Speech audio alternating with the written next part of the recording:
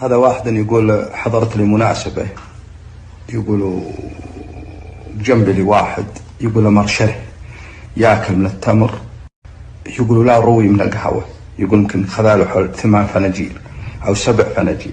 يقول يوم خلص، يقول أنا التفت له وقلت ما شاء الله تبارك الله عليك، شكلك تحب القهوة وتحب التمر.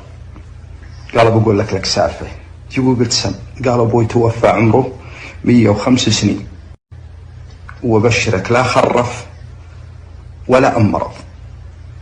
يقول قلت الله يرحمه ويسكنه الجنة، أكيد أنه يأكل تمر وقهوة. قال لا، تاركنا الناس ولا يتدخل بشؤون الناس. يقول ويطير جبهتي.